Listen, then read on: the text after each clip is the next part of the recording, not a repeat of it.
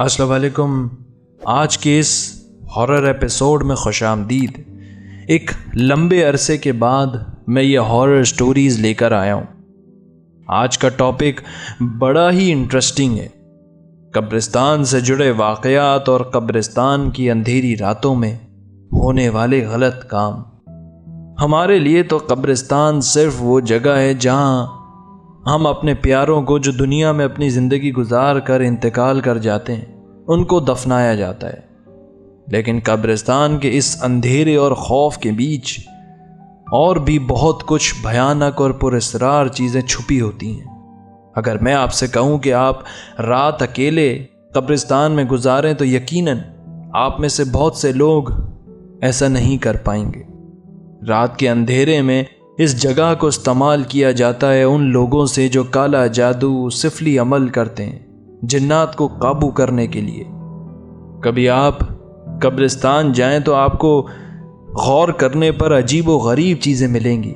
किसी कब्र पे लीमू, उस पर सुइयाँ चुभी हुई, हड्डियाँ, गोश्त, मरे हुए जानवर वगैरह वगैरह। हमारे एक लिसनर कहते हैं कि मेरे नाना का इंतकाल हुआ तो हमें दफनाना था मेवा शाह कब्रिस्तान में। तो मैं और मेरे कज़न्स हम पहुंच गए कब्र ढूंढने के लिए।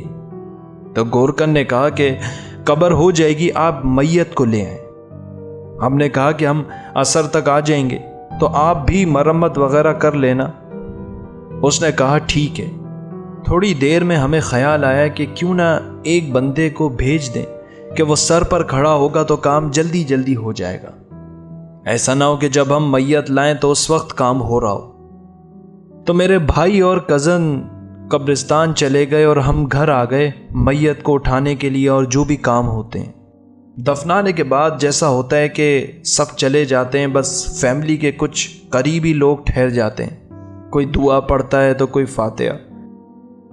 उस टाइम मगरिब की अजान हो गई, हम चले गए नमाज पढ़ने। उन दिनों शदीद गर्मी थी तो हमने सोचा कि गन्ने का जूस या लस्सी पी लेते। हम सब नाना के बहुत करीबी थे, ख़ास करके मुझे तो नाना ने ही पाल पोस कर बड़ा किया था। मेरे लिए तो वो वालिद का दर्जा रखते थे। तो हम बातें कर रहे थे, उनको याद कर रहे थे। जैसे होता है कि जब कोई इंतकाल कर जाता है तो हम याद करते हैं कि वो ऐसा कहते थे, ऐसा मजाक करते थे। बातों बातों में मेरा कज़न कहता है कि कुछ अजीब हुआ। मैंने कहा क्या? तो वो कहता है कि जब हम कब्रिस्तान चले गए तो उस वक्त गोरकन कब्र खोद रहे थे जल्दी जल्दी। मेरे नाना बहुत टॉल थे तो हमें कब्र भी बड़ी चाहिए थी। तो हम बातें कर रहे थे तो जो गोरकन खुदाई कर रहा था अचानक टक करके आवाज़ आई। तो हमें भी वो आवाज़ आई। हमने भी झांक के देखा कि क्या है। तो उन्होंने खोदना छोड़ दिया और कुछ और काम करने लग गए, जैसे दीवारें सही करने लग गए। हमने पूछा कि ये क्या था? तो कहते हैं कि कुछ नहीं है, पत्थर वत्थर आ गया होगा, फिक्र ना करें। ऐसा करें कि आप लोग बाहर चले जाएं, यहाँ बातें ना करें। उसने बहाना ये बनाया कि आप लोगों का यहाँ बातें करना मुनासिब नहीं। ऐसा करें कि मैयत ले आएं, बस आपकी कब्र तैयार है। तो हम लोग वहाँ से चले गए। मुझे पता नहीं क्या हुआ, मैं वापस आ गया कब्र के पास ये पूछने के लिए कि मैयत किस रास्ते से लाएं। आपको तो पता है कि हमारे यहाँ कब्रिस्तानों में बस जहाँ भी जगह मिल जाए कब्र बना दी। तो मैं वहाँ पहुँचा। मैंने देखा कि गोरकन खुदाई कर रहा है और उसमें दो बड़ी बड़ी हड्डियाँ निकली। उसने वो हाथ में पकड़ी हुई थी और फिर और खोदा तो स्कल निकला। उसने साइड पे फेंक दी। मैंने पूछा ये क्या है? पहले तो उसने इग्नोर किया।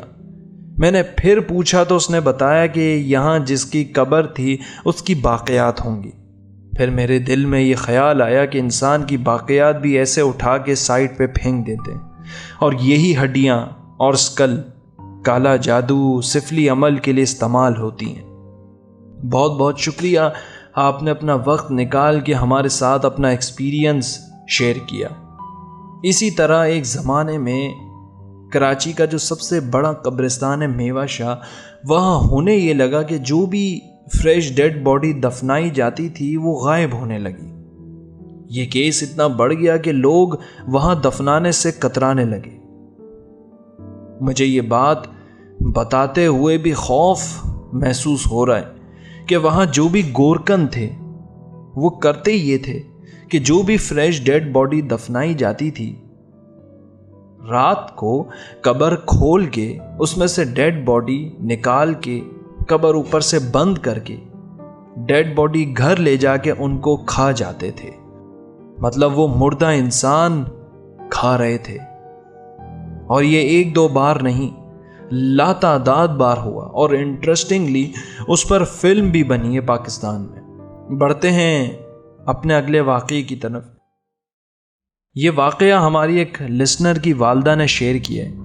آپ کا بہت بہت شکریہ میری ہارر سٹوریز کو اتنا پسند کرنے کے لیے۔ کہتی ہیں کہ میں شادی ہو کے حیدرآباد شفٹ ہوئی۔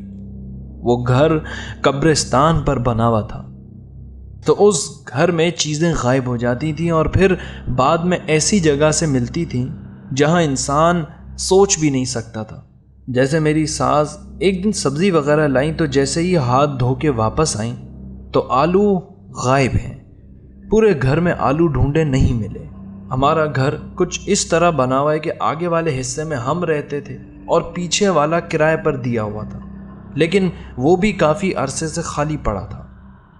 تو وہ پچھلا حصہ جو قبرستان سے منسلک تھا، وہاں ایک کمرہ تھا جو کافی عرصے سے بند پڑا ہوا تھا۔ وہاں سے وہ آلو کی تھیلی ملی۔ مطلب وہاں سے چیزیں ملتی تھیں جہاں کسی کا آنا جانا نہیں تھا۔ پھر ایسا ہونے لگا کہ گھر سے پیسے ملنے لگے۔ اس زمانے میں سب سے بڑا نوٹ 100 روپے کا تھا اور چھوٹا 50 کا، تو کبھی 10 روپے مل رہے ہیں، کبھی 50، اور ایسی جگہ سے مل رہے تھے کہ گھر میں کسی کا وہاں آنا جانا یا گزر نہیں تھا۔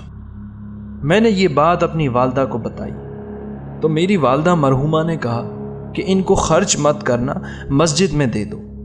ہوتے ہوتے ایک رات ایسا ہوا کہ میں لیٹی ہوئی تھی، میری بچی بھی ساتھ لیٹی ہوئی تھی۔ کمرے میں ایک بڑا سا سایہ نمودار ہوا جو زمین سے لے کے چھت تک لمبا تھا اور دیوار کے دونوں سائڈ پہ تھا۔ بچی بھی خوف سے چیختی ہوئی کمرے سے باہر بھاگی اور باقاعدہ چلتا ہوا اس دیوار سے اس دیوار تک چلا گیا۔ اس گھر میں اتنے واقعات ہوئے ہم آپ کو بتا نہیں سکتے۔ چیزیں نظر نہیں آتی تھیں لیکن انہونے واقعات مستقل ہوتے رہے۔ یہ میرا گھر تھا حیدرآباد کا جو قبرستان پہ بنا ہوا تھا۔ اور بھی واقعات ہیں جو میں آپ سے وقتاً فوقتاً شیئر کروں گی۔ اب آپ سے اجازت لینے کا وقت آ گیا ہے۔ آپ سے ایک ہی درخواست ہے، چینل کو ضرور سبسکرائب کر لیں، اسی سے مجھے حوصلہ ملتا ہے اتنی محنت کرنے کا، اور آپ لوگوں کی سپورٹ سے میرا چینل بھی جلد مونیٹائز ہو سکے گا اور میرے لیے ایک انکم کا ذریعہ بن جائے گا۔ اپنا خیال رکھیے گا۔ خدا حافظ۔